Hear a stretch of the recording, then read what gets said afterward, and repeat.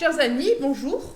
Je suis heureuse de vous présenter aujourd'hui une nouvelle émission qui va s'appeler Cas de conscience, qui est fondée par Régis de Castelnau et Benoît Girard. Et je présente cette émission en tant que présidente de la Société des Amis de Joseph et René Girard, qui a été fondée pour les célébrations du centenaire de René Girard en 2023.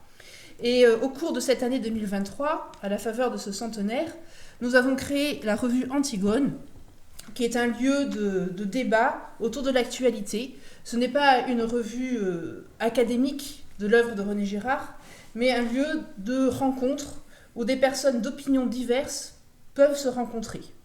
Dans le cadre de cette revue, dirigée par Benoît, a eu lieu la rencontre entre Régis de Castelnau et Benoît, donc une rencontre assez originale de deux pensées différentes, qui a donné lieu à l'idée de cette nouvelle émission.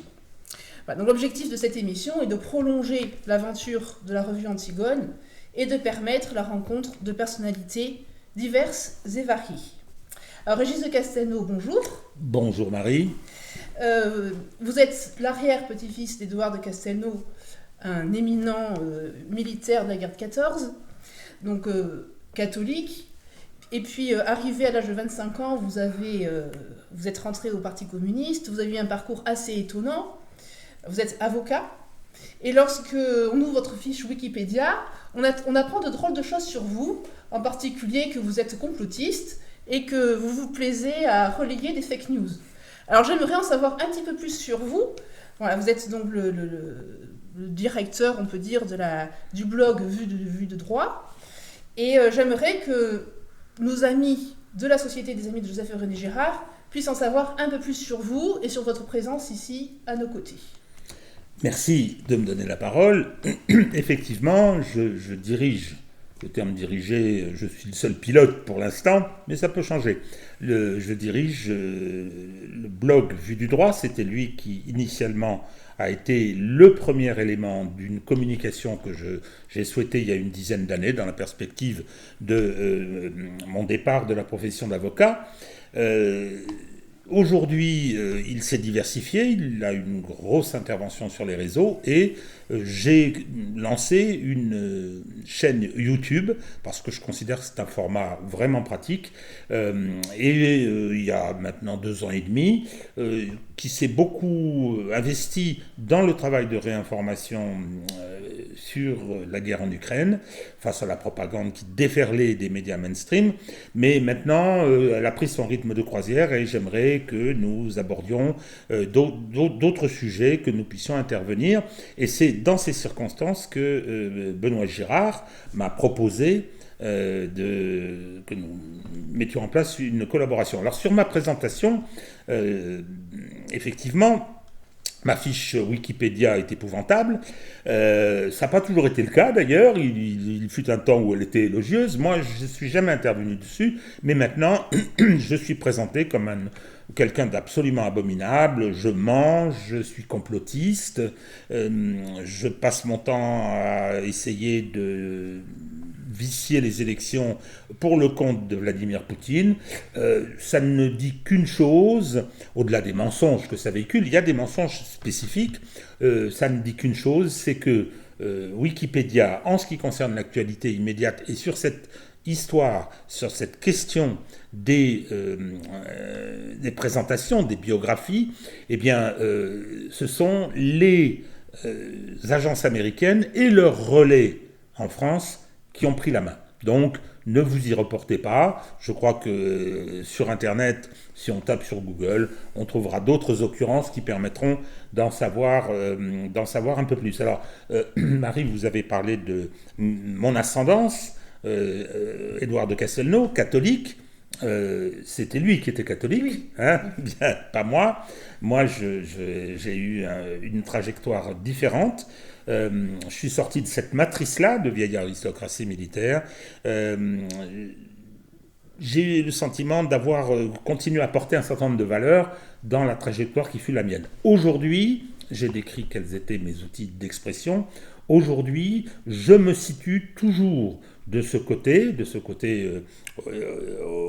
auquel j'avais adhéré 25 ans, c'est pas un âge de rébellion, hein. C'est un âge de réflexion déjà. Et au moment de passer dans la vie d'homme, j'ai considéré qu'il fallait être de ce côté. J'ai le sentiment de l'être toujours. Alors pour être tout à fait clair, je n'ai aucun lien avec l'actuel Parti communiste français, une espèce de groupuscule sans grand intérêt. Voilà, donc pour ceux qui ne me connaissaient pas, j'ai présenté ces quelques observations. Ceux qui connaissent cette chaîne le savaient déjà. J'aimerais tout de même que vous nous expliquiez un petit peu davantage quelles sont vos relations, quelles relations vous entretenez avec votre enfance et votre famille de départ. Alors, c'est une matrice qui était assez prégnante quand même, assez prégnante. La revue fondée par mon aïeul qui s'appelait à l'époque La France catholique, qui est devenue France catholique, va faire un numéro spécial dédié à Édouard. Elle m'a demandé de venir y publier quelques lignes.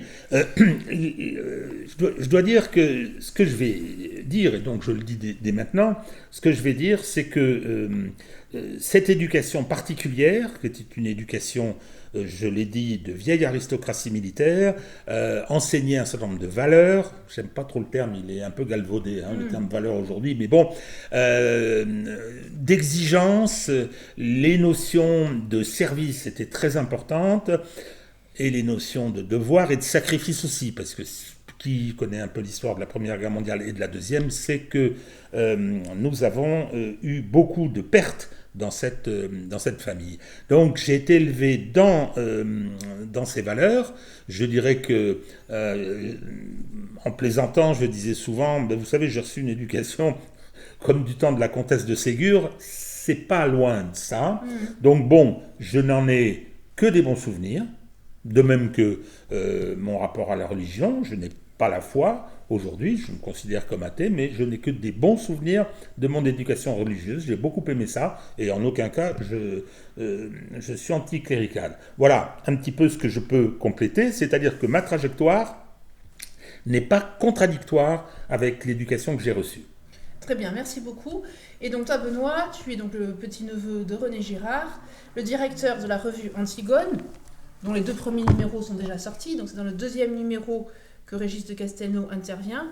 Et tu as écrit un livre qui s'appelle Tragique Espérance, qui est un petit peu fondateur dans ta pensée, le résultat de longues années de travail, de ta rencontre avec René Girard. Et c'est d'ailleurs un petit peu les concepts que tu développes dans ce livre qui sert de matrice à l'entretien que tu as eu avec Henri Guénaud donc dans le Antigone numéro 2. Et j'aimerais que tu nous expliques un petit peu davantage ce qu'il en est, d'où tu viens et comment tu en es arrivé à rencontrer Régis de Castelnau et ce que tu souhaites faire de cette collaboration. Alors peut-être d'abord dire mon émotion de ce moment que nous partageons ensemble cet après-midi, puisque ça fait déjà plusieurs mois que nous en parlons, Régis et moi. En effet, c'est à partir de ce livre Tragique Espérance que j'ai envoyé à Régis que notre dialogue s'est instauré. Et à partir de là, une situation très intéressante sur le plan intellectuel est apparue, dans la mesure où, entre Régis de Castelnau et moi-même, se déploient, je dirais, autant de points communs rassurants que de différences stimulantes, je dirais, pour l'exercice de la pensée. Alors, donc, tu le disais, Marie, moi je suis le petit-neveu de René Girard, ce dont je ne tire évidemment aucune légitimité génétique à avoir un avis informé sur la pensée de René Girard, mais c'est quand même important de dire d'où l'on parle.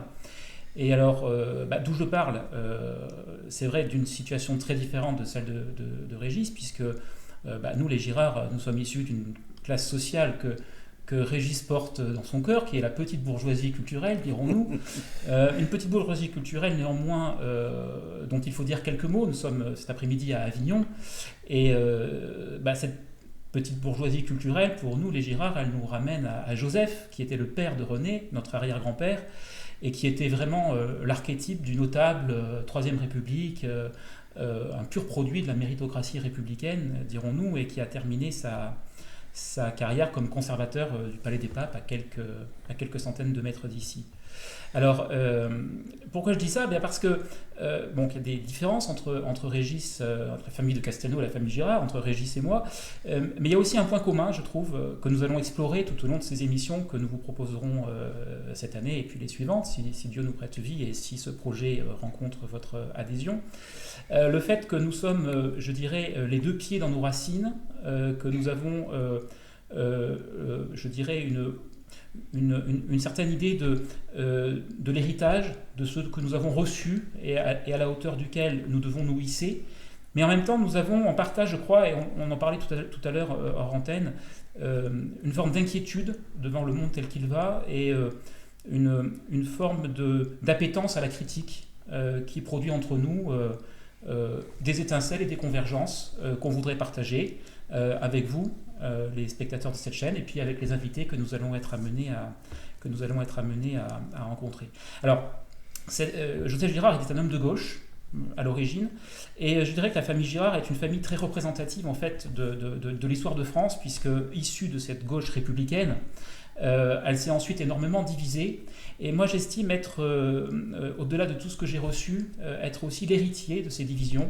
En particulier, dans la famille Girard, il y a eu une division extrêmement violente qui s'est produite au moment de l'Algérie française. Et à ce moment-là, il y a une partie de la famille Girard qui a, je dirais, connu un premier mouvement de ce que j'analyserais rétrospectivement comme une forme de néoconservatisme, c'est-à-dire des gens qui étaient plutôt ancrés à gauche, qui se retrouvent tout d'un coup par déstabilisation de ce qui venait de se passer, qui a été très violent pour une partie de la bourgeoisie française, adopter des positions beaucoup plus réactionnaires, beaucoup plus conservatrices. Et donc moi, j'ai effectivement les deux pieds dans une tradition de droite, dans une tradition catholique, dans une tradition conservatrice, mais en même temps, j'ai toujours porté comme une souffrance ces divisions qui ont quand même beaucoup, je dirais, alimenté nos relations intrafamiliales.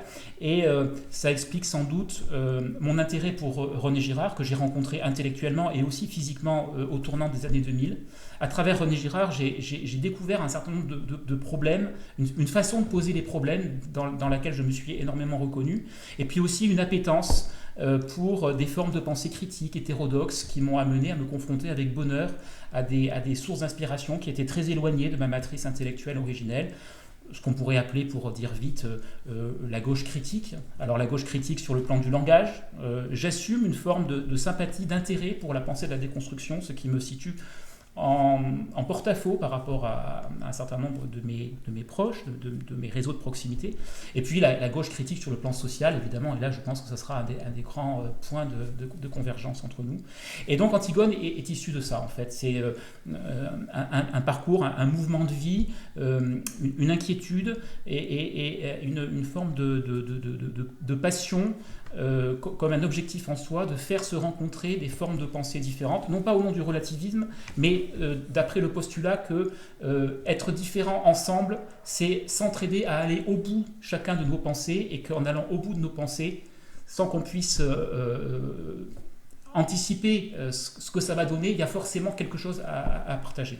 Voilà un petit peu mon itinéraire, si tant est qu'il présente un intérêt, et c'est un petit peu ce que j'essaye de porter dans Antigone, dont Marie a dit que ce n'était pas une revue girardienne, mais c'est une revue qui s'inspire de l'éthique girardienne du dialogue, je dirais, puis de l'épistémologie girardienne, pour se positionner par rapport à la modernité, non pas en surplomb, mais vivre de l'intérieur les tensions de ce monde compliqué dans lequel nous sommes appelés à vivre. Alors, je voudrais décrire comment est-ce que nous sommes entrés en contact. Magie des réseaux. Je commençais à voir sur les réseaux et sur Facebook que j'avais un peu déserté, et je suis tombé sur les posts, c'est comme ça qu'on dit, sur les posts de Benoît Girard. Je me suis dit, tiens, ça c'est effectivement intéressant. Il a emprunté des chemins qui n'étaient pas les miens, pour souvent arriver à des conclusions ou des prises de position qui étaient très intéressantes. Puis en tout cas, qui me convenaient, soyons clairs. Il y avait une dimension sociale que je trouvais importante et intéressante. Et puis, un beau jour, il a pris contact avec moi. Alors j'étais très flatté au début, parce que vous savez, les réseaux, la chaîne YouTube, les émissions, je fais des émissions sur différentes radios, ne permettent pas de savoir et de mesurer l'impact que nous avons. Et donc là, j'étais très flatté quand j'ai vu Benoît se présenter. Alors, je dois dire qu'il a de la suite dans les idées parce qu'il est venu avec des propositions, alors pas arrêter les propositions, des idées et une volonté de coopération. Et effectivement, c'était très stimulant et j'ai beaucoup apprécié cette démarche. Donc, ce que vous allez regarder aujourd'hui et les fois suivantes, c'est un des fruits, il y en aura peut-être d'autres, un des fruits de notre collaboration. Alors, chacun à partir, et je reprends l'expression de Anne-Sophie Chazot, c'est Anne-Sophie Chazot qui me l'a fourni un beau jour, je la trouve excellente, je reviens sur ce qu'est mon lieu d'énonciation. Alors, on a parlé de ma famille, bien évidemment, si je devais trouver une phrase qui résume ce que j'en ai retiré, c'est une pirouette. C'est la phrase « On n'aime pas la bourgeoisie, avec le peuple on peut s'arranger ». Bon, mon lieu d'énonciation, je vais donner 3 noms qui ont eu beaucoup d'importance dans ma vie intellectuelle. Ils ont chacun leurs photos dans mon bureau, derrière moi, hein, ils me toisent. Il y a, pour la science, Charles Darwin, pour la praxis, alors j'allais dire Charles, non, Karl Marx, et pour la politique, ce que je considère être un génie politique, Charles de Gaulle. C'est ceux que j'appelle mes 3 Charles. Donc, je me répète, la science Darwin, la praxis Marx comme outil d'analyse du réel et la politique en tant qu'action, en tant que travail pour rendre possible ce qui est nécessaire. Ça, c'est une citation de Richelieu que j'aime beaucoup parce qu'elle est parfaite. Donc voilà un peu quels sont mes mentors encore aujourd'hui. Merci beaucoup Régis et Benoît de vous être prêtés à cet exercice. Donc là, nous sommes en train de présenter cette nouvelle émission Cas de conscience. On sent chez vous toute la profondeur de votre amour pour ce qu'on appelle l'Occident, qui est un mot un petit peu générique pour désigner quelque chose d'assez large, mais en même temps une forme d'inquiétude et de critique de cet Occident, qui se noie, on pourrait dire, entre 2 choses contradictoires, mauvaise conscience et bonne conscience d'avoir mauvaise conscience, qui fait qu'on se perd un petit peu dans tout ça et qu'on décrète assez facilement le bien et le mal, et qu'au nom de ces principes-là, on déclare la guerre de manière souvent assez désordonnée et pas toujours très réfléchie. Donc cette émission va s'appeler Cas de conscience, elle va se dérouler une fois tous les 15 jours. Entre vous deux se trouvera un invité avec qui vous débattrez de questions d'actualité plus ou moins brûlantes. Mais j'aimerais un petit peu que vous développiez ce titre d'émission, Cas de conscience, qui est tout de même un nom assez original et qui, je pense, dit beaucoup sur votre façon de voir les problèmes dans lesquels se perd l'Occident, que par ailleurs vous portez dans votre cœur et dont vous êtes l'expression, chacun à votre manière. La parole à Benoît, parce que le titre, c'est de lui. Hein. Alors, pas exactement de moi. L'expression cas de conscience, c'est vrai que quand on crée une émission, la question du titre vient assez rapidement sur le tapis. Et mine de rien, c'est important, puisque ça va donner une couleur au projet. Et à un moment, on se dit, ah, c'est ça qu'il nous faut. Alors, cas de conscience, ce n'est pas moi qui l'ai inventé. En fait, c'est une expression qui m'a été indirectement soufflée par Henri Guénaud, qui m'a accordé un grand entretien dans Antigone numéro 2, que je vous invite à décrire. Et Henri Guénaud et moi, si tant est que je puisse oser me mettre sur le même plan que lui, avons un point commun dans notre lecture de René Girard, parce que c'est un grand lecteur de René Girard, et c'est aussi un grand lecteur d'Albert Camus, c'est notre sensibilité au tragique.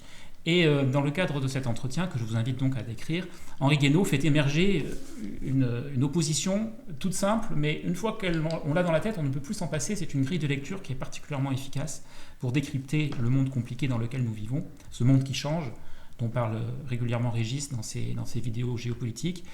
C'est cette opposition entre cas de conscience et bonne conscience. Et Marie a raison. Il y a à la fois chez nous, d'ailleurs nous l'avons dit dans nos présentations respectives, un sentiment de redevabilité par rapport à notre héritage. Nous ne sommes pas des anti-occidentalistes primaires, mais en même temps, nous avons une inquiétude par rapport à ce que l'Occident devient. Et je pourrais résumer cette ambivalence en disant que, en fait, cette inquiétude est le meilleur de l'Occident. Et c'est ce que donc Henri Guénaud résume en opposant le cas de conscience et la bonne conscience. Et alors le cas de conscience, évidemment, ça m'a tout de suite replongé dans les conversations que j'ai eues tout au long de cette année passée avec Régis. Cas de conscience, évidemment, c'est associé donc, à la notion de tragique. Donc c'est particulièrement en harmonie avec le titre de la revue à laquelle Régis nous fait l'honneur de contribuer. Qu'est-ce qu'il y a comme idée derrière cas de conscience ? Il y a l'idée que si l'on veut se reconnecter avec le meilleur de l'Occident, il faut que nous nous mettions en situation d'aborder les problèmes qui se posent à nous de l'intérieur, que nous restituions les tensions de façon globale, de façon systémique, pour employer un terme un petit peu galvaudé, au lieu précisément de tomber dans les écueils de la bonne conscience, laquelle bonne conscience résulte précisément de l'attitude inverse, qui consiste à s'extraire du système et à l'observer en surplomb, persuadé de pouvoir plaquer sur cette situation une grille d'analyse qui en épuise toute la vérité, qui en épuise toute la réalité, et qui nous met systématiquement dans le camp du bien, et qui donc, contrairement à la notion de cas de conscience, qui nous met en dialogue avec les autres, la notion de bonne conscience, au contraire, elle nous met en permanence en situation vis-à-vis de l'intérieur d'éradiquer toutes les formes de conflictualité, puisque si on est dans le camp du bien, le bien étant unique, il n'y a pas lieu de supporter les conflits qui peuvent agiter une société donnée. Et puis surtout, on en reparlera dans le fil de l'émission, une difficulté à se positionner par rapport à l'extérieur, puisqu'aussi bien, si on incarne le bien, d'une manière ou d'une autre, ce bien, il faut le répandre. Donc on le répand par la conviction, ou alors on le répand par la violence. Et il est vrai que l'Occident, dans toute sa période coloniale, a, à travers cette bonne conscience, inauguré un rapport à l'altérité qui est extrêmement problématique, et qui est peut-être d'autant plus problématique aujourd'hui, qui prétend avoir refermé cette parenthèse coloniale. Et donc cette bonne conscience, elle ressurgit toujours par là où on l'attend le moins. Et donc Antigone, c'est ça. Je voudrais que ce soit le lieu du cas de conscience, c'est-à-dire le lieu où on interroge les situations de l'intérieur. Alors typiquement, on en reparlera tout à l'heure, le cas du conflit israélo-palestinien me paraît tout à fait représentatif d'une situation qu'il faut aborder non pas de l'extérieur comme l'enjeu d'une justice à rendre, mais de l'intérieur comme des contradictions qui sont inhérentes à notre héritage occidental et dont il faut que nous nous débrouillons d'une manière ou d'une autre à travers des codes qui seront toujours plus ou moins bien taillés, mais sans qu'aucun des camps en présence ne puisse être en situation de s'attribuer la totalité du bon, du bien, du vrai, du beau et autres qualifications morales ou esthétiques dont nous aimons bien nous gargariser à l'époque que nous vivons.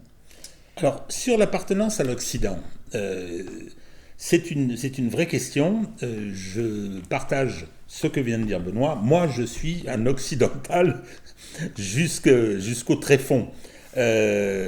C'est même quelquefois, quand j'y réfléchis de cette façon-là, c'est assez impressionnant. J'ai un rapport particulier avec la civilisation gréco-latine, parce que je suis comme De Gaulle, judéo-chrétienne je ne connais pas, gréco-latine je connais, j'en suis issu, j'ai fait mes humanités, on les faisait encore à l'époque. Donc, il n'y a pas que ce lien-là, mais je pense appartenir véritablement à cette matrice-là aussi. Le problème, si vous voulez, c'est que je considère ça de façon contradictoire.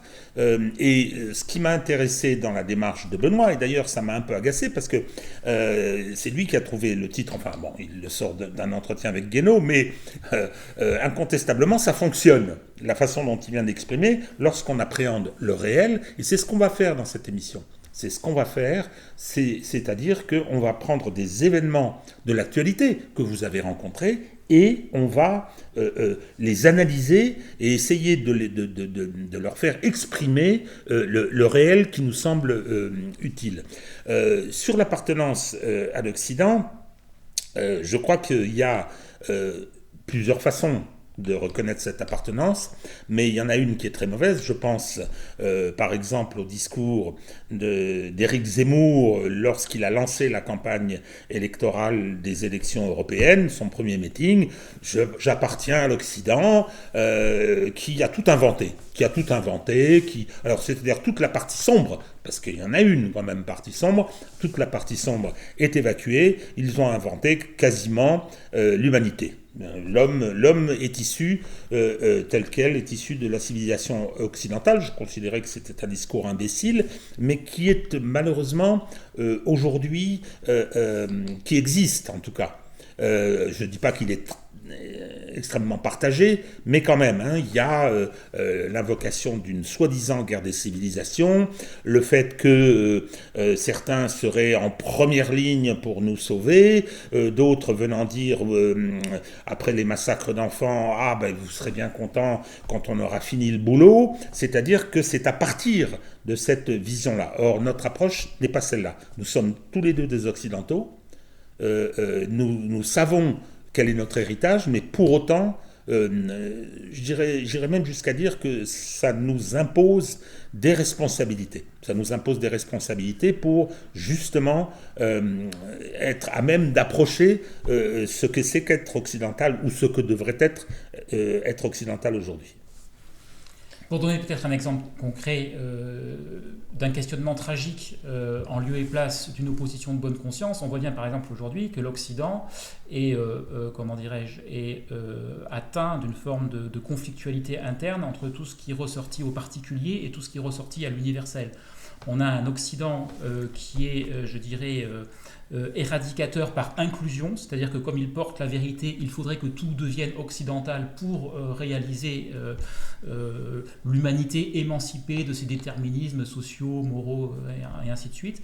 Ou alors l'éradication par l'exclusion, c'est-à-dire que comme on est supérieur aux autres, on prend la place des autres et on établit nos critères moraux en lieu et place des critères moraux des autres. Et je pense qu'avoir un questionnement tragique, ça n'est pas avoir un regard pessimiste ou avoir un regard catastrophiste ou avoir un regard apocalyptique sur cette situation, c'est considérer ce rapport à l'universel et ce rapport au particulier comme les deux éléments constitutifs de notre matrice culturelle occidentale. Et que la beauté de l'Occident, c'est, sans jamais imaginer qu'on va pouvoir trouver une solution définitive, d'une manière ou d'une autre, faire dialoguer l'universel, parce qu'il y a du beau dans l'universel, il y a de l'émancipation dans l'universel, la capacité à avoir dans toute personne humaine, dans tout individu, une personne dotée de droits inaliénables, c'est un apport de l'Occident et il ne s'agit pas de le renier. Mais il y a aussi du beau dans le particulier. Il est évident qu'une culture, et là René Girard a beaucoup de choses à nous dire là-dessus, une culture ne surgit pas de nulle part. Une culture sans racines dans un contexte historique, sans racines dans des pratiques, sans racines dans une anthropologie, et prétendre s'émanciper de ce particulier-là, c'est en fait, de manière dissimulée, vouloir imposer notre particulier au monde entier. Et donc, voilà un exemple de situation de débat qui aujourd'hui rend précisément le débat compliqué entre les universalistes et les particularistes, entre la gauche et la droite. Alors, je ne suis pas dans le ni gauche ni droite, mais je considère qu'anthropologiquement, nous avons une ouverture à l'universel, quelque chose qui nous vient du christianisme, quoi qu'on pense du christianisme par ailleurs. Et puis, nous avons aussi une histoire, nous avons un héritage, nous avons des traditions familiales, nous avons des traditions culturelles, nous avons une gastronomie. Et ces choses-là sont à harmoniser. Et le tragique est peut-être dans l'harmonie des contraires. Nous avons un passif aussi. Et nous avons un passif, bien entendu. Nous avons un passif assez lourd, mais on ne peut pas réduire l'Occident à ce passif. Je dirais simplement qu'aujourd'hui, il y a une forme d'urgence, parce que cette bonne conscience de la mauvaise conscience, j'aime beaucoup cette présentation de Benoît, cette bonne conscience de la mauvaise conscience qui nous amène de façon faussement contradictoire. Ah oui, regardez, on est capable de s'amender, regardez, on est antiraciste, on est ceci, on est cela, et tout en étant persuadé qu'on peut imposer notre modèle au monde, ce qu'on essaie de faire, ce qui est assez extraordinaire. Le problème, c'est que le reste du monde est en train de prendre congé. Je pense que ça, on est confronté à quelque chose d'assez terrible, c'est-à-dire que le reste du monde ne veut plus de cet Occident-là. C'est-à-dire que, et quand je dis prendre congé, c'est pas qu'il souhaite l'affrontement avec nous, c'est qu'il souhaite faire sans nous. Et ça je dirais que c'est un danger que nous courons. Donc voilà, c'était un peu la présentation de notre démarche. Alors peut-être que, Marie, on pourrait peut-être passer à un élément de la... Mettre notre méthode à l'épreuve de... Oui, voilà, un élément de l'actualité, Élément pardon, c'est ça que je voulais dire, un élément de l'actualité qui me semble effectivement être un objet sur lequel on peut expérimenter cette méthode. C'est une affaire, c'est un fait divers. C'est la fameuse affaire de Mazan, l'histoire de ce mari qui ne s'était pas signalé pendant 50 ans et dont on s'est aperçu, dans un concours de circonstances dont la presse a fait état, dont on s'est aperçu que pendant 10 ans, il avait drogué sa femme et il l'avait offert pour être violée à des gens qu'il recrutait sur Internet. 51 d'entre eux ont été identifiés. Ils sont aujourd'hui poursuivis devant la cour... criminelle. La cour d'assises criminelle. Oui, c'est important de cette nuance parce que c'est plus un jury populaire, c'est un jury de magistrats. La cour d'assises criminelle d'Avignon et le mari qui donnait sa femme à violer est poursuivi et les 51 auteurs de ces viols qui ont été identifiés le sont également. Alors, c'est une affaire hors norme, extraordinaire, qui stupéfie la presse internationale, c'est assez étonnant. J'ai des rapports particuliers avec ce dossier, parce qu'il faut le savoir, et ça a son importance, la personne poursuivie, le mari, le fameux mari, qui s'appelle Pellico, est également poursuivi pour des tentatives de viol avec tentative d'assassinat et pour un viol suivi d'assassinat. C'est-à-dire que, et il y a assez longtemps, et c'est-à-dire qu'au-delà du fait qu'il a donné sa femme à violer, c'est probablement quelqu'un qui a beaucoup plus à se reprocher. Donc, ce qui est apparu dans ce moment, parce que c'est un moment particulier, l'audience. L'audience, c'est au moment où la société, organisée, civilisée, décide d'utiliser sa violence légitime, c'est-à-dire son pouvoir sur les corps. Les personnes qui seront convaincues d'avoir commis les infractions prévues par le code pénal, que ce soit le mari ou que ce soit les entre guillemets, les présumés violeurs, vont ensuite subir des peines qui sont, je veux dire, l'expression d'une violence. Or, ce moment-là est très important. Il est très important parce que pour que l'État puisse s'arroger ce pouvoir de violence légitime, il doit opérer dans un dispositif normé particulièrement rigoureux. Un de mes maîtres, qui était un philosophe du 19e siècle, disait à propos de la procédure pénale, adversaire acharné de l'arbitraire, la forme est la sœur jumelle de la liberté. C'est-à-dire que la contrepartie de ce pouvoir, c'est de réaliser sa décision dans les normes. Sinon, elle perd sa légitimité. Bien. Donc, c'est un moment essentiel. C'est un moment tout à fait essentiel. Or, qu'est-ce que je constate ? C'est que cette affaire hors norme, je comprends l'émotion, je comprends le fait qu'on soit stupéfait, je comprends que ce soit passionnant. Les faits divers sont souvent passionnants, ils racontent la société. Donc, je comprends tout ça. Le problème, c'est que la procédure s'est dévoyée, a été dévoyée par des militants, qui se sont effectivement emparés de cette affaire pour faire passer un certain nombre d'idées qui sont des idées politiques, légitimes, que je peux comprendre, mais ça n'est pas ni le moment, ni l'endroit, parce qu'il se trouve que, faute de place, on a prévu des salles adjacentes à la salle d'audience principale, on y a mis des écrans, et les gens qui sont dans ces salles s'expriment comme si on était dans un match de football. C'est devenu, ont eu les personnes poursuivies, on acclame la malheureuse Madame Pellico qui fait face à tout ça avec un certain courage, et on organise des ovations, et puis dans la presse, on dit tout et n'importe quoi avec une chose qui me gêne beaucoup, c'est la mise en cause des avocats. On va me dire, vous êtes corporatiste, vous défendez les avocats, c'est normal. Non. C'est pas du tout le propos. C'est que je constate une fois de plus cette caractéristique de la société française. En France, on n'aime pas les avocats. On n'aime pas les avocats. L'avocat complice, c'est, je veux dire, systématiquement présenté. Dans ma carrière d'avocat, qui est maintenant de 52 ans, mais on m'a demandé des centaines de fois, comment pouvez-vous défendre quelqu'un que vous savez coupable ? C'est une incompréhension totale de ce qu'est l'avocat dans le débat contradictoire et dans le processus d'exercice de la violence légitime. Donc, les avocats sont mis en cause de façon scandaleuse.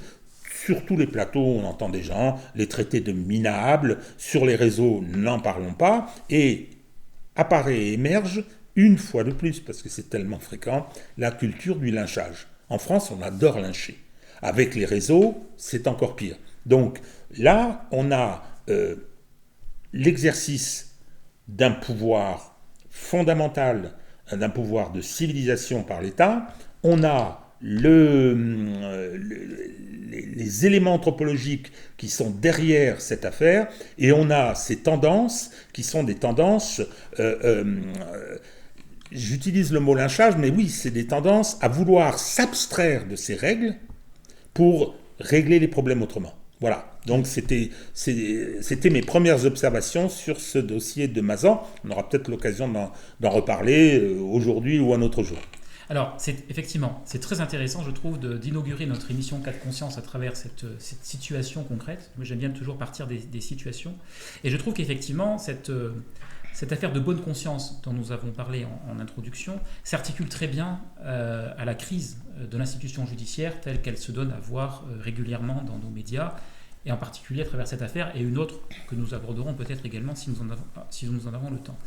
Le rapport entre justice et bonne conscience. En fait, la justice, c'est par construction le lieu de la mise en scène de la conflictualité, avec des accusés, des gens qui se défendent, un conflit à résoudre, et au bout du compte, une vengeance légitime dont l'État a le monopole. Et comme vous dites, c'est quand même un enjeu décisif, puisqu'il va s'agir de prendre le contrôle du corps de l'accusé s'il est réputé coupable. Alors, petite incise sur le terme vengeance, vous avez entièrement raison. Le problème, c'est qu'au départ, quand on passe de la justice privée à la justice publique, au sens où l'État s'arroge cette compétence, normalement, le processus et la peine ne contiennent pas la notion de vengeance, ne contiennent pas la vengeance. Or, dans les faits, c'est une blague. C'est tout. C'est une blague. Il y a la réparation, il y a la rétribution. Au plan théorique, vous avez transgresser la règle sociale, donc on va vous rétribuer en vous mettant en prison ou en vous coupant la tête à d'autres périodes. Mais normalement, la vengeance n'est pas là, sauf que prétendre ça, au plan théorique, c'est s'abstraire du réel, la réalité. Alors justement, Régis, et celle-là. C'est très intéressant, c'est là où je voulais en venir précisément. Très souvent, une institution fonctionne aussi longtemps que ses implicites le demeurent. Et le questionnement tragique, en tous les cas tel que René Girard l'applique à de nombreuses situations, c'est justement de concevoir une situation de crise, en l'occurrence la crise de l'institution judiciaire, non pas comme un élément exogène qui serait venu perturber l'ordonnancement naturellement harmonieux d'une institution qui donnait jusque-là satisfaction, c'est le dérèglement d'un équilibre instable que cette institution avait réussi à provisoirement surmonter. Et alors justement, cette notion de vengeance est très intéressante parce que précisément dans le cadre de la justice moderne, la notion de vengeance avait disparu. Elle revient. Oula. Elle revient. Et précisément, la méthode girardienne là-dessus nous donne des outils qui sont très intéressants. Parce qu'effectivement, dans les cercles intéressés par la philosophie du droit, on manipule souvent cette histoire de monopole de violence légitime comme une forme de slogan dont l'évidence se suffit à lui-même. On prononce cette formule et on a en gros fait le tour de la question. Or, cette notion de monopole légitime de la violence est en fait profondément problématique. Et il y a là-dessus, dans René Girard, des pages extrêmement étonnantes, dans laquelle il montre que cette situation de monopole de la vengeance légitime, effectivement, est le propre de la modernité, mais est, je dirais, structurellement instable, dans le sens où, dans des sociétés archaïques, si précisément une des parties avait prétendu mettre en place le monopole de la vengeance légitime, ça n'aurait produit qu'une aggravation de la situation, puisque précisément une vengeance appelle la vengeance, et ainsi de suite, jusqu'à la disparition de la communauté. Donc la question n'est pas de savoir si la monopole n'est pas tant de savoir si le monopole légitime de la violence, de la vengeance ou de la violence est en crise, mais de comprendre comment ce monopole légitime de la vengeance ou de la violence a pu être mis en œuvre. Et là, effectivement, on voit toutes sortes de plans d'analyse s'harmoniser provisoirement et aujourd'hui rentrer en crise. Ce que dit René Girard, c'est que précisément, si l'État moderne a pu mettre en place un système de droit fondé sur le monopole légitime de la violence, c'est parce que, sous l'influence de la christianisation de la société, nous étions parvenus à une maîtrise suffisamment sophistiquée de notre propre violence pour que précisément, à partir du moment où on donne le monopole de la violence à une institution qui s'appelle l'État, ça puisse arrêter la violence. C'est-à-dire que ce qui n'était pas possible dans les sociétés archaïques devient possible dans les sociétés chrétiennes. Et alors, ce qu'il est intéressant de relever à cet égard, c'est que ce monopole légitime de la violence, à partir du moment où il s'instaure, il fait oublier ses propres origines. On ne se rappelle plus du pourquoi les sociétés occidentales ont acquis ce degré de maîtrise de la violence qui leur permet précisément de fonctionner sur ce modèle-là. Et je pense que c'est ça qui se produit aujourd'hui. C'est-à-dire que la fragilité du système se manifeste et nous ne savons pas d'où vient le problème parce que nous avons oublié ce sur quoi nous nous étions fondés pour résoudre le problème de la violence. Et donc nous avons une confusion entre des plans qui demandent à s'articuler mais que nous n'arrivons plus à articuler, à savoir le plan de la justice, qui est peu ou prou le plan de la violence, le plan de la morale, et le plan de l'amour chrétien, qui est en fait la déconstruction de la notion même de culpabilité. Et donc aujourd'hui, quand nous sommes en face d'un accusé dans la cour de justice, nous ne savons plus, en fait, sur quel plan nous nous situons. Nous mélangeons en permanence le plan de la justice, avec toute cette rigueur de fonctionnement qui lui permet d'être efficace et que nous sommes en train d'oublier pour régresser à des pratiques de lynchage qui nous ramènent à des situations archaïques, mais sans que ça n'ait l'air d'alerter personne.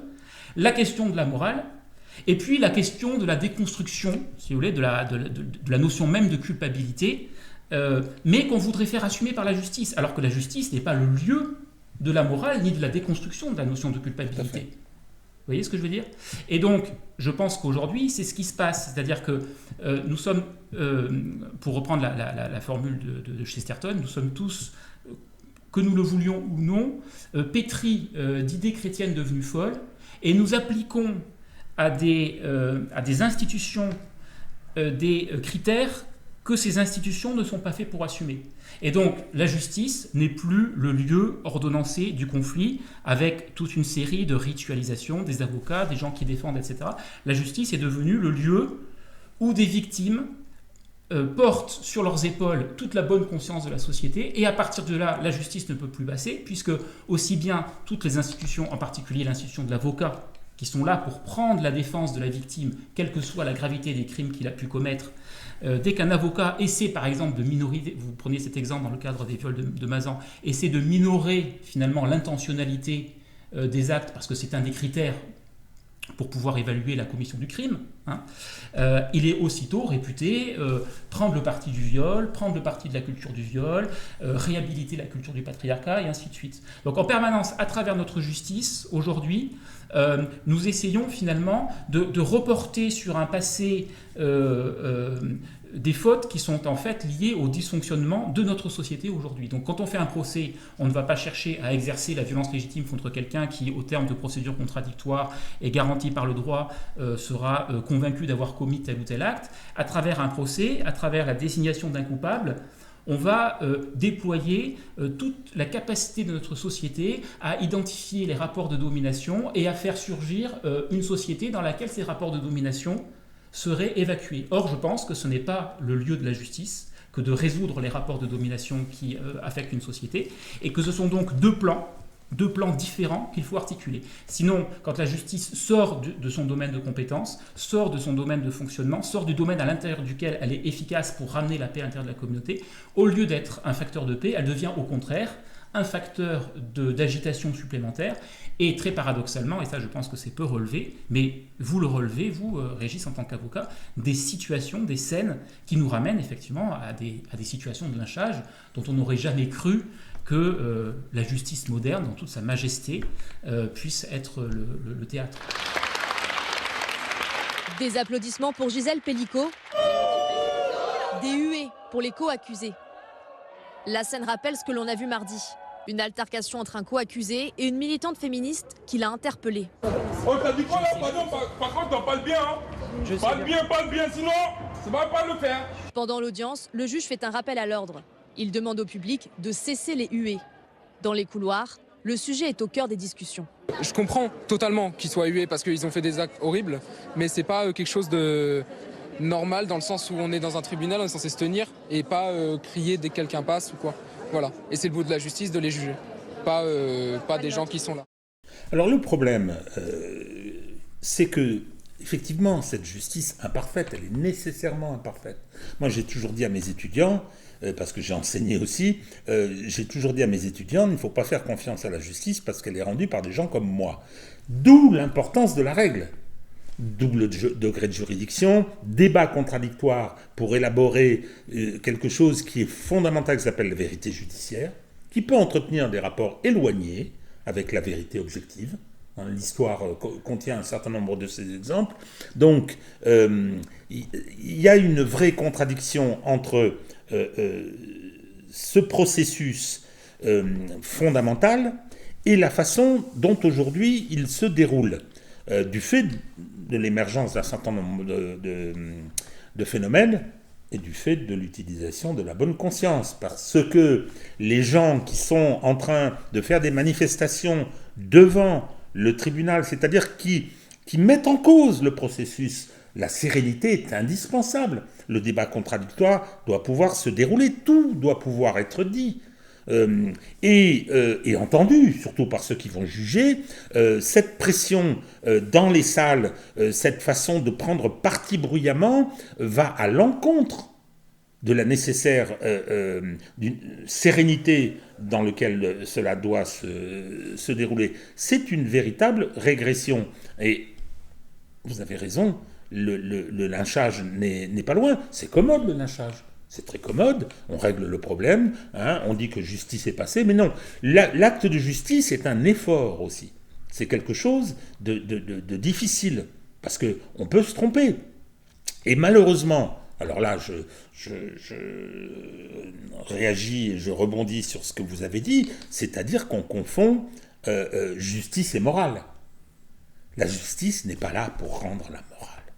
La morale, elle a été utilisée par le législateur lorsqu'il a produit les textes répressifs, lorsqu'il a introduit dans le code pénal un certain nombre de faits en leur donnant une qualification juridique. Le juge, lui, il doit établir des faits dans leur réalité objective, il doit les qualifier juridiquement et tirer les conclusions de ce double constat. Bon. Vous avez dit que sur la question de l'intentionnalité, il fallait pouvoir en débattre. Non seulement il faut pouvoir en débattre, mais c'est absolument fondamental. Quand les avocats des personnes poursuivies, des violeurs entre guillemets poursuivis, sont venus dire, mais attendez, il y a viol et viol, qu'est-ce qu'il voulait dire? Alors il s'est fait naturellement insulter partout, il a voulu dire, attendez, il y a le viol médiatique, là on voit bien que ça bouillonne, et il y a le viol juridique. Il avait entièrement raison. Et lorsqu'ils viennent dire, hein, pour pouvoir entrer en voie de condamnation contre un des, entre guillemets, violeurs, j'insiste, hein, pour ne pas subir l'accusation de violer la présomption d'innocence, hein, mais pour pouvoir, il faut établir l'intentionnalité. 3 principes fondamentaux du droit pénal en première année, en première heure du droit pénal, on l'apprend. Il faut qu'il y ait 3 conditions pour pouvoir condamner quelqu'un. Il faut qu'il y ait des faits, éléments matériels. Il faut qu'il y ait une loi qui le prévoit antérieurement à la commission des faits. Ça ne peut pas être rétroactif. Donc nous avons à ce moment-là ce qu'on appelle l'élément légal et surtout l'élément intentionnel. Il faut avoir l'intention de commettre ce délit ou ce crime. Alors, bien évidemment, on va voir ce que disent les uns et les autres. C'est 51 cas particuliers. Il y a du monde, c'est pas une justice de masse. C'est pas une responsabilité collective. Chaque individu sera jugé séparément au cours de la même audience. Il aura une peine dont les magistrats, s'ils le condamnent, considéreront que c'est celle qu'il mérite. Ils sont là pour ça. Et puis la cour d'appel, après, dira peut-être autre chose. De toute façon, nous verrons. Mais la moindre des choses, c'est de savoir s'il avait conscience de 2 choses. Premièrement, que la personne n'était pas consciente et que par conséquent, elle ne pouvait pas donner son consentement. Alors, pouvait-elle le donner en acceptant de se faire endormir ? Raisonnement absurde. Si elle ne peut pas le donner, son consentement, il ne peut pas y avoir de consentement. Alors, on dit beaucoup qu'il faut que le droit français introduise le consentement. Je vais dire un petit mot de ça, parce que ça aussi, ça a son importance. Il y a 4 conditions. C'est la toute pénétration, violence, contrainte, surprise. Le 4e, tiens, j'ai oublié. Il suffit qu'une des conditions soit réunie. Et donc... La ruse, non ? C'est pas ça ? C'est ça. Voilà, le dol. Voilà, la ruse. Et donc, le problème, c'est que l'on veut que le droit français introduise le consentement. Ça n'est pas possible. Pourquoi ? Parce que ça va aboutir à un renversement de la charge de la preuve. La personne dit « je n'étais pas consentante ». Donc, monsieur, c'est vous qui êtes poursuivi, prouvez qu'elle était consentante. Renversement de la charge de la preuve, c'est pas possible. C'est là aussi un principe tout à fait fondamental. C'est la raison pour laquelle je considère que le droit français se débrouille pas si mal. Ce qui n'empêche pas un certain nombre d'affaires qui se sont déroulées dans des climats médiatiques épouvantables comme celle-là. Comme celle-là. J'espère que les magistrats sauront garder leur nerf, mais c'est pas facile. C'est pas facile. J'ai vu qu'il y avait des avocates qui venaient sur les réseaux, parfois de façon un petit peu, je veux dire, imbécile, venaient en faire trop. Moi, je pense que tout ça se passe dans le prétoire et que les avocats seraient bien avisés de ne s'exprimer que dans ce cadre-là. Pas besoin d'aller se jeter devant les micros et les caméras. C'est pas la peine. Donc, il y a une gourmandise réelle. On l'avait vu dans les affaires précédentes assez connues. Il y avait une affaire d'Aval, je crois, où l'audience s'est quasiment passée sur le plateau de BFM. C'était épouvantable. Donc, voilà. Mais ça, tout ce dont on parle là, de ce qui pèse sur le processus judiciaire, qui constitue une régression qui témoigne d'une culture du lynchage qui est pour le moins aussi critiquable et dangereuse que la culture du viol. C'est ce processus, on est aujourd'hui confronté. Et si vous me posez la question de savoir si depuis 20 ans, depuis 30 ans, il y a une régression, je réponds oui. En fait, l'enjeu de la justice, c'est de présenter à la société un coupable crédible, de telle sorte qu'à partir du moment où la machine étatique, la machine judiciaire va se mettre en branle contre le corps de l'accusé, cela puisse éteindre les conflits qui agitent la société du fait du crime qui a été commis. À partir du moment, effectivement, mais ça c'est un débat qu'on aura peut-être l'occasion de reprendre avec des invités adéquats, à partir du moment où on introduit la notion de consentement, on introduit la morale, puisqu'il ne s'agit pas simplement de réunir les critères objectifs de la culpabilité, il s'agit d'aller sonder les reins et les cœurs et de rendre compte de ce qui constitue l'être profond d'une personne. Et donc à partir de là, la justice quitte le champ de la gestion de la violence pour rentrer dans le champ de la morale, et encore au-delà, pour rentrer dans le champ de l'intimité des rapports interpersonnels que dans le langage de la théologie chrétienne, on va appeler la charité.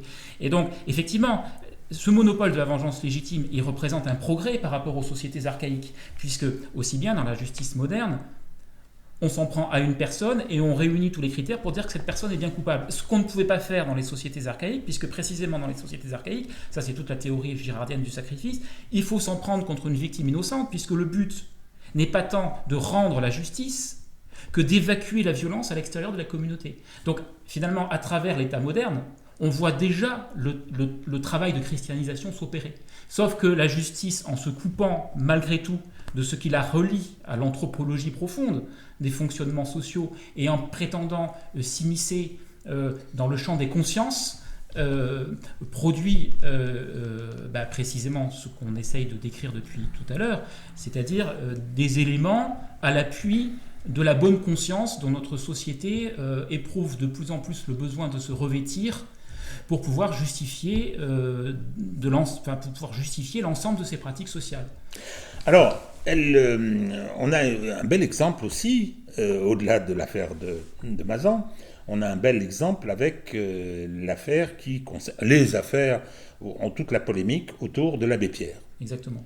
Voilà, donc je trouve ça tout à fait extraordinaire de voir comment aujourd'hui, avec la meilleure bonne conscience du monde, on vient faire un procès post-mortem à quelqu'un dont je vais parler un peu plus tard, histoire de mettre en avant un certain nombre de choses, de faire preuve d'anticléricalisme au passage, de déboulonner les idoles. J'ai appris que la ville de Lyon avait débaptisé une place, c'est-à-dire qu'on ne sait pas grand-chose. Il y a une enquête qui a été faite, moi j'ai vu quelques éléments des reproches qui lui étaient faits, j'en parlerai, et malgré ça, je veux dire, on est en train de brûler ce qu'on a adoré, parce que l'abbé Pierre, dans la dernière partie de sa vie, lorsqu'il allait faire le discours pour les obsèques de Coluche, il y avait une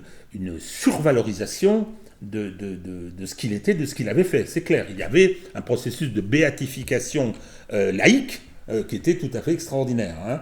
Donc, et là, on démolit. Là, on brûle alors, comme c'est l'objectif étant de lutter contre les violences faites aux femmes, parce qu'il s'agit de ça, on considère qu'il a commis des violences en commettant des agressions sexuelles, eh bien, on est en train de faire quelque chose d'épouvantable, qui est le contraire de la justice.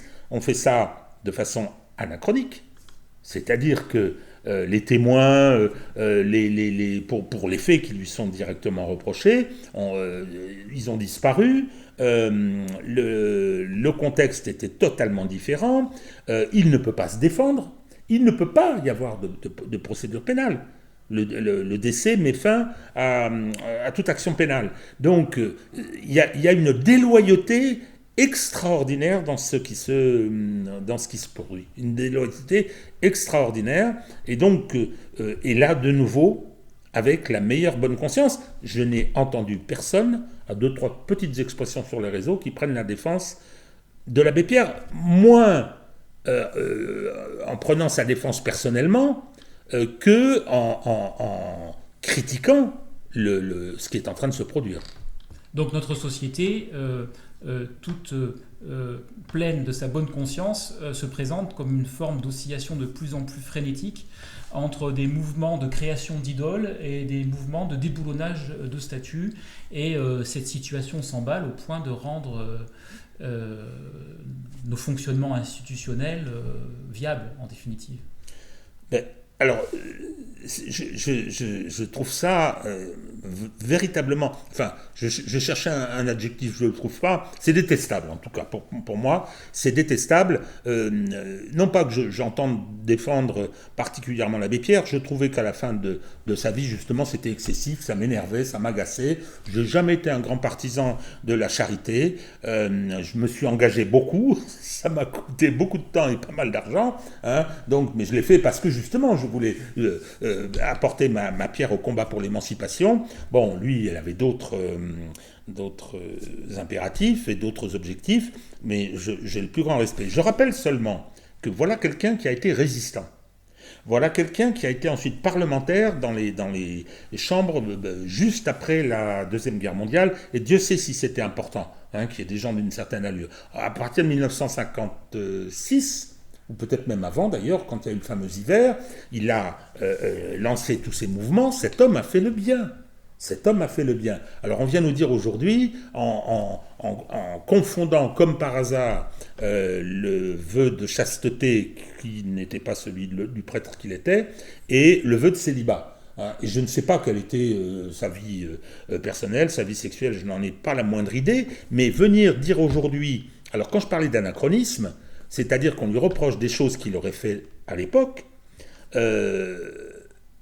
dans un contexte qui n'a rien à voir avec celui d'aujourd'hui. Fort heureusement, les agressions sexuelles, c'est autre chose aujourd'hui que ce que c'était il y a 30, 40 ou 50 ans. Heureusement, il y a eu MeToo. Et MeToo, je suis personnellement assez favorable à ce mouvement. C'est-à-dire qu'il faut que la femme change, le statut de la femme change dans le regard des hommes. Je trouve que c'est une bonne chose. Et ce qui, à l'époque, était désagréable peut-être, je ne sais pas, mais ne constituait pas la preuve. Il n'y a pas eu de plainte à l'époque, il y avait des remarques, il y avait toujours cette confusion chasteté-célibat, mais c'est comment dire, si personne ne s'est manifesté, alors on va dire c'était l'importance, c'était l'autorité dont il pouvait bénéficier, peut-être, mais la justice, il ne peut pas y avoir de justice si justement elle n'est pas immédiatement saisie.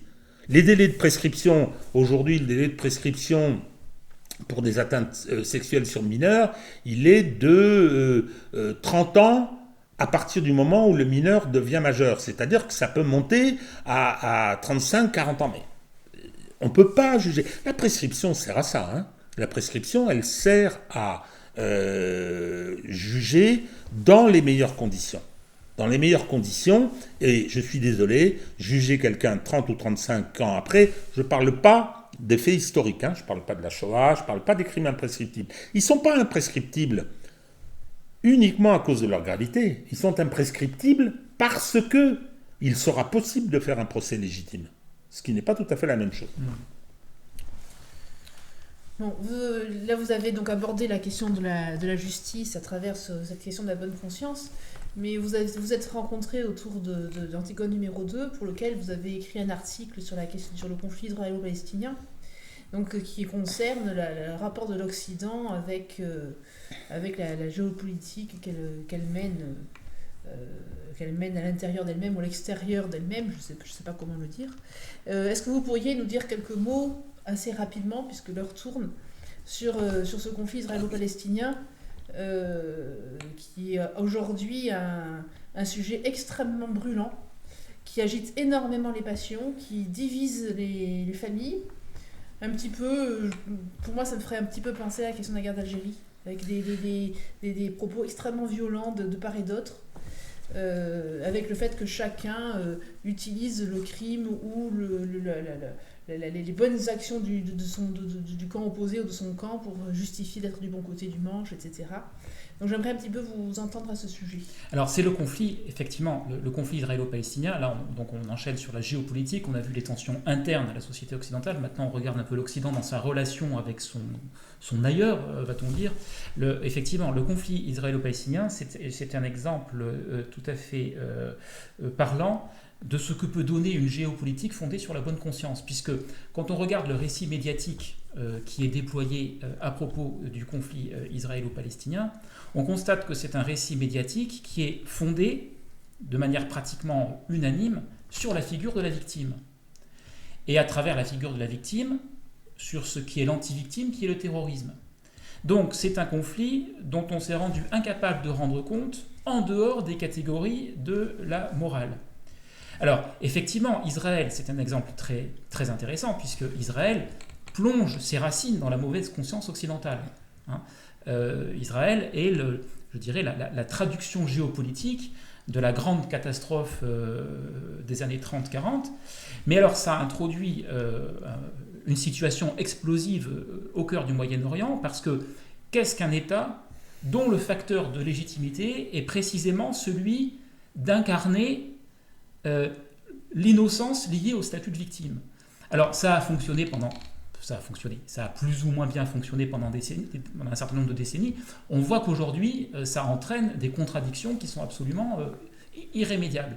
Et donc on voit, et c'est là où je pense qu'il y a une approche tragique du conflit qui passe par une autre posture que celle de prendre parti pour des victimes plutôt que pour tel autre, c'est de lire ce conflit à l'intérieur des contradictions de la civilisation occidentale dont Israël a son corps défendant, parce qu'il n'y a pas d'intentionnalité ni de conflit, ni de complot derrière tout ça, dont Israël a son corps défendant s'est retrouvé être le réceptacle. Puisque aussi bien Israël, c'est ça, c'est à la fois la mauvaise conscience occidentale qui se rachète à travers le fait qu'on va collectivement expier le crime commis en conférant un État qui puisse protéger des populations qui ont objectivement été mises dans une situation d'extrême danger par le totalitarisme nazi.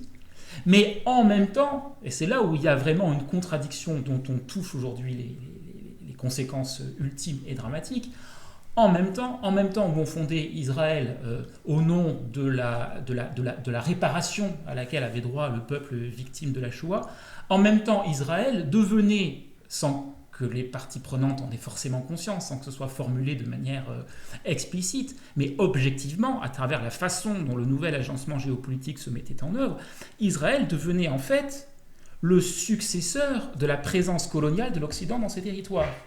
Donc on voit bien au cœur de l'instant fondateur de l'État d'Israël, encore une fois, sans juger les personnes qui étaient en jeu dans la création de l'État d'Israël, c'est une situation qui dépasse ces acteurs, à la fois l'Occident capable du meilleur de lui-même, en quelque sorte, c'est-à-dire d'opérer un retour critique sur ses propres crimes, et en même temps, par ruse historique, créer une situation qui permet de perpétuer un rapport de domination à l'abri de la prétention qu'on a d'avoir résolu tous les rapports de domination. Et je pense que cette contradiction, elle suit toute l'histoire d'Israël depuis 1948. Et encore une fois, la situation d'aujourd'hui n'est pas liée à une déstabilisation qui vient de l'extérieur, c'est juste la révélation d'un déséquilibre consubstantiel et qui est devenu tout simplement intenable. Et donc on voit bien comment le débat, encore une fois, s'est articulé. Le débat ne s'est pas articulé de manière politique, comme le disent les quelques dinosaures représentants du gaullisme encore aujourd'hui, avec de grandes difficultés sur la scène médiatique française. Le débat ne s'est pas déroulé de façon politique. Le débat s'est déroulé dans le paradigme victimaire, c'est-à-dire savoir qui étaient les bonnes victimes. Et René Girard montre bien que ça, c'est précisément le critère premier d'un concept clausewitzien qui est celui de la montée aux extrêmes. À partir du moment où la guerre devient strictement défensive et devient la prétention de chacune des deux parties à prendre le parti des victimes, à cet instant-là, il n'y a plus d'histoire, il n'y a plus de politique, il n'y a plus de géopolitique, il y a tous les droits qu'on peut s'attribuer au nom du fait qu'on défend les bonnes victimes. Et il y a des passages absolument fabuleux dans H.V. Clausewitz, qui est le testament intellectuel de René Girard, où il montre qu'en fait, la geste nazie elle-même a été rendue possible au nom de cette prétention d'Hitler à prendre le parti des victimes.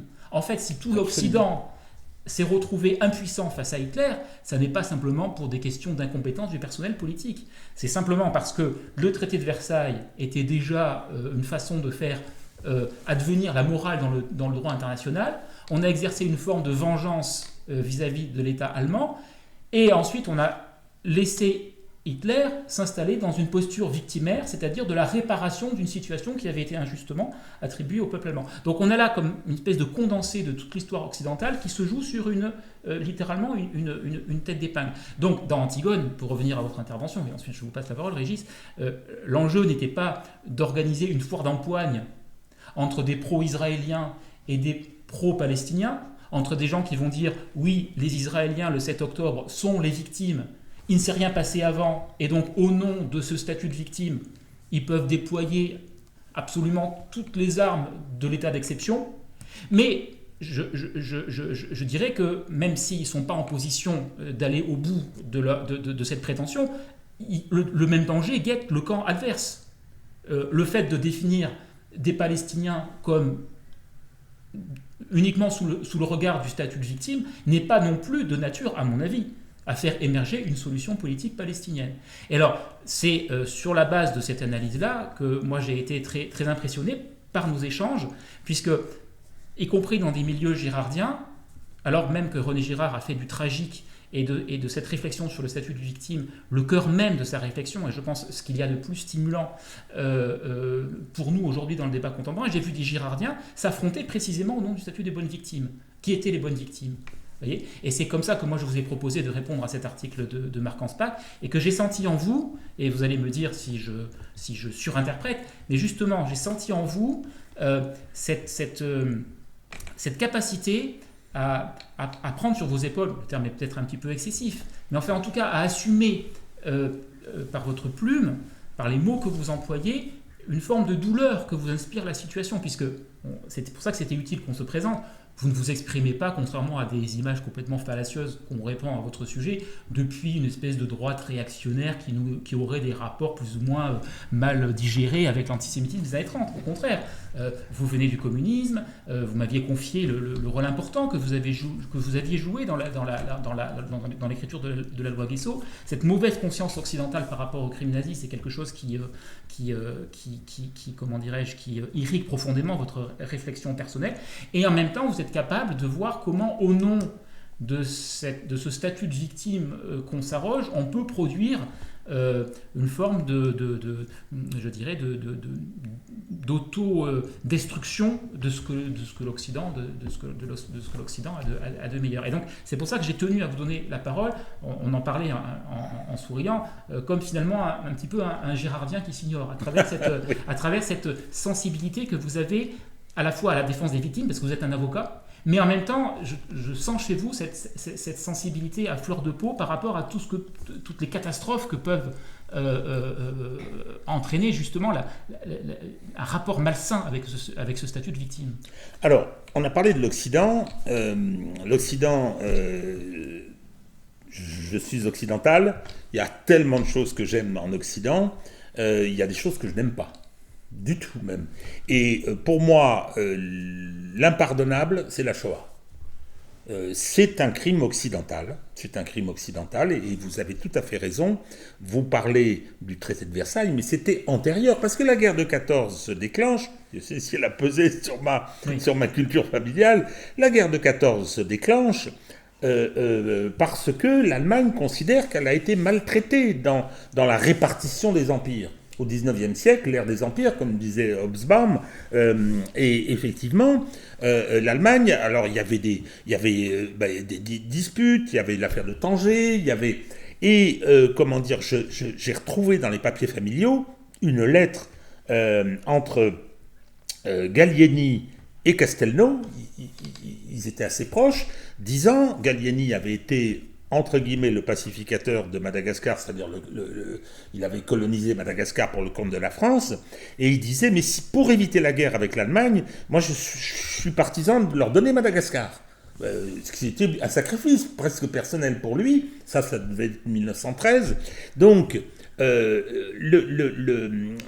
effectivement, tout ça se passe, la Shoah se passe en faisant du peuple allemand, du Volk, une victime, parfaitement, c'est parfaitement exact. Le problème, c'est que comme l'Occident, c'est une société issue de ses rangs, qui a commis ce crime, il y a un problème. Les autres pays occidentaux n'ont pas été bien fameux.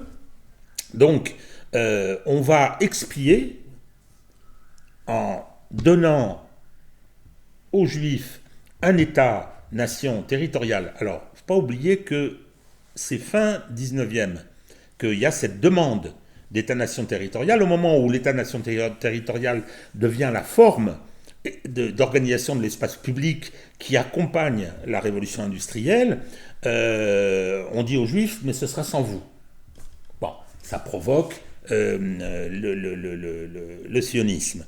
j'ai tendance aujourd'hui à considérer que le sionisme portait en lui ce que Michel Jobert appelait, qui était le ministre des Affaires étrangères de Pompidou, je me rappelle, ça m'avait frappé, après je ne sais plus laquelle des guerres, me demande si c'était pas celle de 73, et bien si, puisque Pompidou est mort en 74, il disait la logique d'Israël c'est la guerre, et ça m'avait frappé. Donc le problème c'est qu'on on a voulu expier incontestablement la Shoah, mais on a fait payer le prix aux Arabes. Ça c'est quand même extraordinaire, et ça explique votre présentation qui est vraiment lumineuse, c'est-à-dire que pourquoi est-ce que c'est un bout de l'Occident? Parce qu'on n'a pas été capable d'accompagner et de permettre que ça se passe bien. J'ai pensé que ça pouvait bien se passer. J'ai un petit peu changé d'opinion sur le fait qu'il y a eu des occasions perdues. Aujourd'hui, malheureusement, compte tenu de ce que vous dites, c'est l'Occident qui va à sa perte là, il exprime sa réalité. L'article dont vous avez parlé s'intitule « La vérité d'Israël ».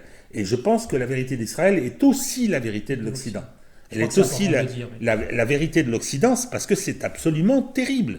En France, on ne dit rien, on laisse passer tout. Les États-Unis continuent à armer, à soutenir. Ce qui se passe là-bas est absolument abominable. Est abominable, je veux dire, militairement, la souffrance infligée aux gens, mais est abominable moralement. C'est indéfendable.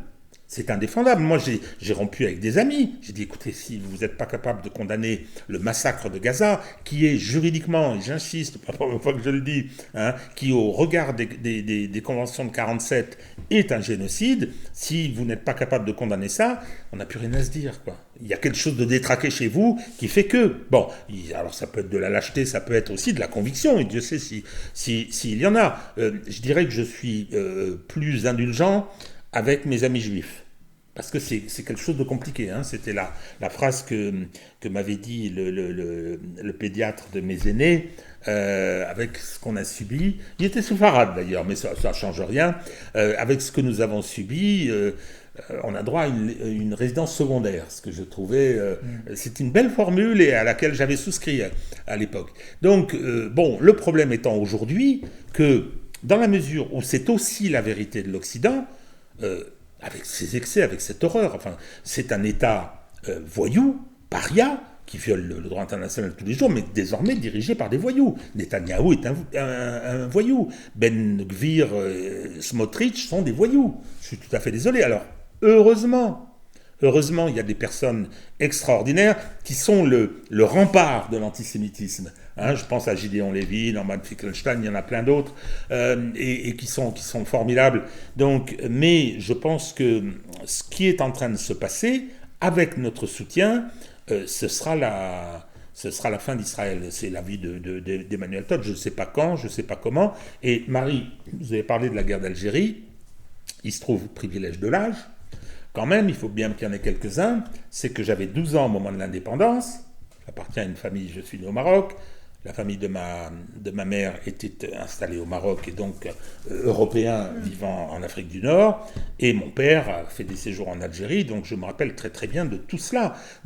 Au mot près, on retrouve les mêmes mots, vous avez raison, au mot près. Et le même aveuglement. Et je crains la même fin. Quand, je ne sais pas. Mais, et donc, c'est la puissance de la bonne conscience. À cette occasion, c'est quand même extraordinaire. On en revient au point de départ. Qui s'enracine dans la mauvaise conscience d'avoir laissé faire la Shoah. Ouais. Mais je pense qu'on retrouve aussi cette double... Cette bonne et mauvaise conscience à l'intérieur même de la politique française, où on est toujours en train de lutter contre le fascisme, mais au long duquel on applique certaines pratiques politiques pour le moins étonnantes, si ce n'est un peu farcesque ou même grotesque dans ce que l'on vit actuellement à travers la recherche d'un hypothétique gouvernement soutenu par 40 députés. Voilà, donc est-ce que vous auriez quelques mots à nous dire à ce sujet? Alors moi je vais commencer, puis après je vais passer la parole à Benoît, parce que en préparant, il a eu quelques phrases que j'ai trouvées là également lumineuses. sur le rôle de ce front républicain. Cette accusation de la nécessité de faire rempart à un fascisme et de fermer la porte aux barbares qui arrivent. Tout l'été, j'étais tellement exaspéré par ce qui s'est produit. Non pas que j'ai envie que le RN arrive au pouvoir, c'est pas le problème, mais d'abord, il y a 11 millions de personnes qui ont voté pour eux, qui ont été traitées, mais plus bactères, aucun poste à l'Assemblée nationale pour le premier groupe, 140 députés représentant 11 millions d'électeurs, etc. Et je considère que la gauche, le NFP, avec, comme d'habitude, Mélenchon à la manœuvre, sont venus sauver Macron. Et les entendre aujourd'hui se plaindre de cela, je trouve que c'est quand même gonflé. Et ce d'autant que la surenchère dans l'expression de leur opposition à Macron, la saisine pour une destitution, je serais ravi que Macron soit foutu dehors, mais je n'y crois pas pour l'instant, c'est une façon d'effacer les traces. C'est une façon d'effacer les traces. Vous l'avez porté au pouvoir en 2017, vous l'avez réélu en 2022, vous venez de le sauver une fois de plus, la gauche, entre guillemets. Eh bien, je suis tout à fait désolé. En nous présentant Castex et en rajoutant sur l'opposition, vous essayez de vous débarrasser de ce qui est quand même un éléphant au milieu du salon. Vous êtes les soutiens. Vous avez passé une alliance électorale avec Macron pour la 5e fois consécutive. Donc ça, il n'y a pas à en sortir. En fait, je pense que la lutte contre le fascisme, conformément à une dialectique qu'on a essayé d'illustrer à travers plusieurs thèmes cet après-midi et sur laquelle on reviendra avec nos invités dans les semaines à venir, la lutte contre le fascisme est en fait une modalité mythologique de dissimulation du fascisme réellement existant. Et en fait, ce à quoi nous assistons aujourd'hui, c'est qu'à l'abri de cette bonne conscience ou de ce jeu pervers entre bonne et mauvaise conscience, l'objet démocratie a profondément muté.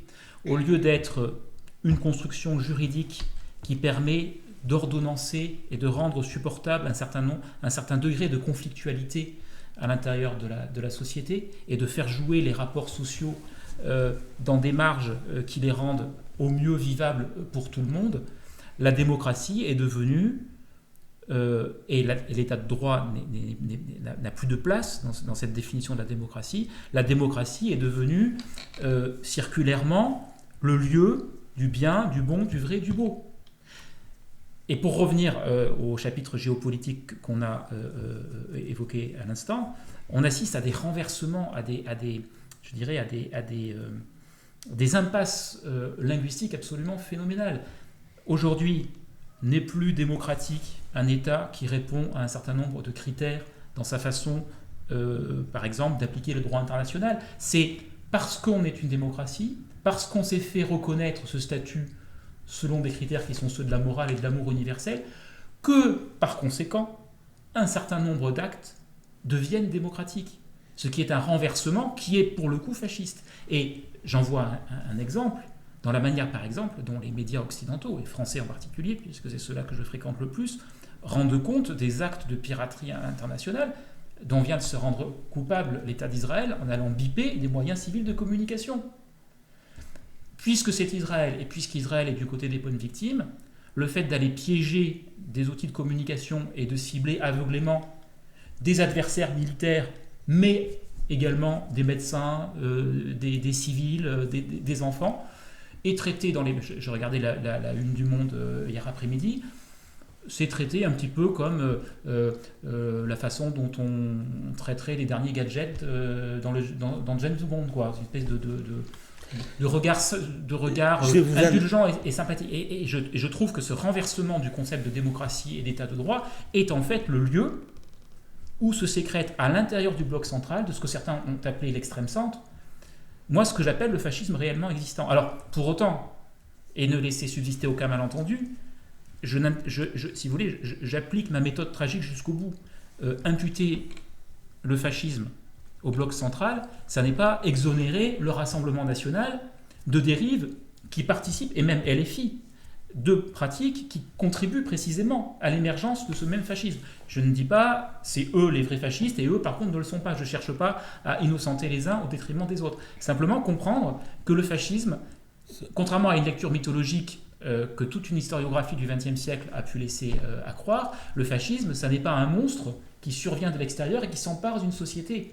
Le fascisme, c'est à un moment donné de tensions extrêmes accumulées au sein même d'une société, la tentative de cette société de vivre avec ces tensions en essayant de reconstituer son unanimité contre une extériorité menaçante. Et alors, le propre de l'histoire, c'est qu'elle bégaye sans cesse, mais qu'elle ne revient jamais exactement sous les mêmes formes que celles par lesquelles elle s'était manifestée précisément. Et c'est là où, effectivement, l'instrumentalisation de l'antisémitisme est quelque chose d'extrêmement inquiétant, puisque à toujours imaginer que le fascisme va revenir par l'antisémitisme, on s'interdit de nommer pour ce qu'elles sont des pratiques qui sont commises aujourd'hui par un État qui n'est pas l'État juif.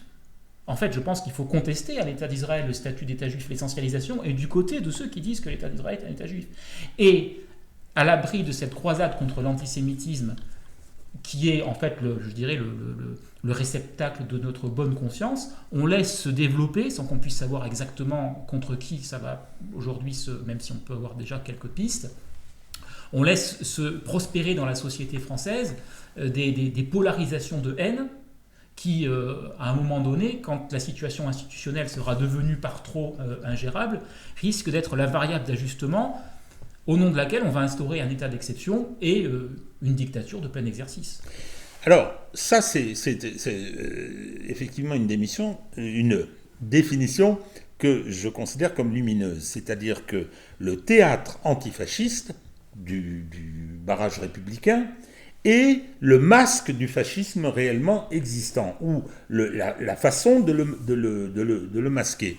Et ce que vous dites sur, effectivement, la revendication d'un statut démocratique permettant de justifier quelque part d'être illégal, ou de violer la démocratie, et vous êtes revenu sur Israël, dont je rappelle l'État israélien avait signé une convention internationale interdisant d'utiliser les moyens de communication comme ça, comme des armes, donc ils l'ont violé très tranquillement. Ses soutiens sur les réseaux exultent, sans que, naturellement, la magistrature française ne bouge une oreille. En pratiquant des formes d'humour assez abjectes, etc., sans que la magistrature, qui avait été très mobilisée par Dupond-Moretti, soit venue leur demander des comptes pour apologie du terrorisme, parce que c'est un acte terroriste. Mais ça me fait penser à la déclaration d'un porte-parole de l'armée israélienne, qui parlait très bien le français, je ne me rappelle plus son nom, et qui disait aux journalistes qui l'interpellaient « Mais comment osez-vous critiquer la seule démocratie du Proche-Orient ?» Ben oui, mon ami, la société sud-africaine d'apartheid était très démocratique. Les Blancs, ils votaient, ils étaient élus massivement. Donc là, en l'occurrence, quand la Cour internationale de justice vous dit que vous occupez illégalement des territoires dans lesquels vous avez mis en place l'apartheid, que l'Assemblée générale de l'ONU vous dit « sortez maintenant », naturellement, ils ne sortiront pas. Comment osez-vous me demander ça alors que je suis la seule démocratie du Proche-Orient ? En ce qui concerne la France, c'est un petit peu de même nature. On viole la Constitution, on a des ministres qui sont totalement illégitimes, que personne n'a élus, etc., que le Parlement ne peut pas controler, et qui gouvernent depuis 3 mois. Enfin, ministre démissionnaire est devenu un critère d'inamovibilité. Oui, et ils sont sur tous les plateaux, etc., c'est absolument insensé. Mais il n'y a pas que ça, il y a énormément de choses. Moi, je vois avec beaucoup d'inquiétude les choses qui s'effondrer. Et on a quelqu'un qui est arrivé au pouvoir par un coup d'État en 2017, c'est Emmanuel Macron, je pense l'avoir établi dans mon livre. Je parle de la partie judiciaire, je ne parle pas du reste, parce qu'il y a eu du reste, mais aujourd'hui, vous comprenez, c'est le président démocratiquement élu, il a été démocratiquement réélu en 2022, c'est incontestable, par conséquent, il peut faire ce qu'il veut. C'est assez fantastique. Et d'ailleurs, Bernard-Henri Lévy a produit un tweet qui nous permet peut-être de conclure l'émission et qui ouvre sur beaucoup d'émissions à venir, absolument incroyable, dans laquelle il reproche les gens qui contestent d'une manière ou d'une autre les formes de compromis institutionnels, la créativité institutionnelle dont font preuve nos institutions aujourd'hui, comme étant une atteinte au sacré. Donc là, il y a, je pense... moi, si j'étais à la place d'Emmanuel Macron, je m'inquiéterais, puisqu'on en parlait hors émission, et ça peut être une façon de résumer tout ce qu'on vient de dire. René Girard avait aussi une formule lumineuse, je trouve, pour traduire ce que c'est que le sacré. Il est criminel de tuer la victime parce qu'elle est sacrée, mais c'est parce qu'on a tué la victime qu'elle devient sacrée. Donc est-ce que c'est cet avenir-là que Bernard-Henri Lévy promet à Emmanuel Macron ?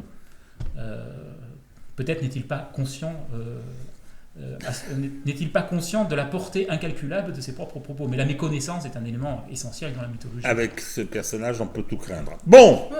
Alors, qu'est-ce qui conclut ? C'est Marie. Je vais d'abord vous dire que nous vous retrouvons dans 15 jours avec Henri Guinaud, qui nous fait l'honneur de partager avec vous la prochaine émission.